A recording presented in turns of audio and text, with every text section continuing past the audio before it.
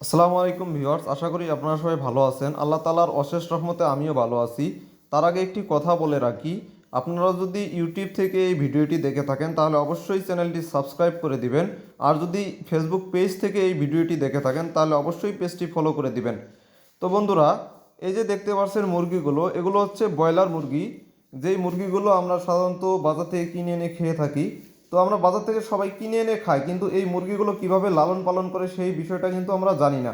এই মুরগিগুলো মূলত একদিনের বাচ্চা এনে লালন পালন করা লাগে, আর এর বয়স যখন 30 থেকে 35 দিন হয় তখন এই মুরগিগুলোকে বিক্রি করে দেওয়া হয়।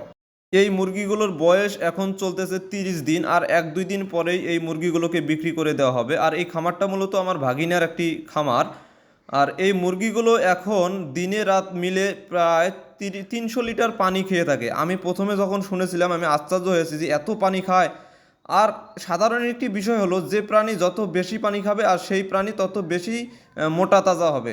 এই কারণেই দেখা যায় যে এই মুরগিগুলো এত তাড়াতাড়ি বা 30 দিনের মধ্যেই বড় হয়ে যায় বা বিক্রির উপযুক্ত হয়ে যায়।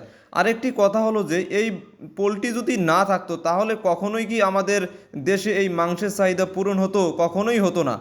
এখনই যে গরুর মাংসের দাম 700 থেকে 800 টাকা কেজি গরুর মাংস, আর এই পোলট্রি যদি না থাকতো তাহলে প্রতি কেজি গরুর মাংস আমাদের কেনা লাগতো 1000 থেকে 1200 টাকা। কিছু কিছু সাধু লোক আছে, তারা বিভিন্ন কথা বলে থাকে যে পোলট্রি মুরগি খাওয়া যাবে না, এটা খেলে বিভিন্ন রোগ হয়। তো তাদেরকে বলি যে প্রত্যেকটা জিনিসের মধ্যেই ব্যাকটেরিয়া থাকে, আর সব ব্যাকটেরিয়া কিন্তু খারাপ না। কিছু কিছু উপকারী ব্যাকটেরিয়াও আছে যা মানুষের উপকার করে করে থাকে। আর এই পোলট্রি মুরগি যদি না হতো তাহলে একটাবার চিন্তা করেন যে মানুষের কি অবস্থাটা হতো। পোলট্রি মুরগি থাকার কারণেই মানুষ প্রতি সপ্তাহে একবার হলেও মাংস খেতে পারে এবং আমিষের চাহিদা পূরণ করতে পারে। আর এই পোলট্রি মুরগি যদি না থাকতো তাহলে মানুষ সপ্তাহে কেন প্রতি 1 মাস পর পরও একবার মাংস খেতে পারতো না। গরুর মাংসের যে বর্তমান বাজার দর।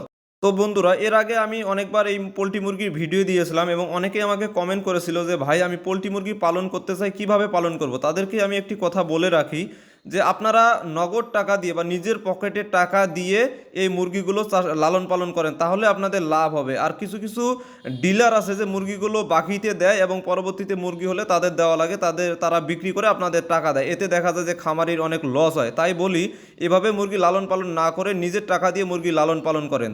তো বন্ধুরা, ভিডিওটি ভালো লাগলে অবশ্যই লাইক কমেন্ট শেয়ার করে দিবেন।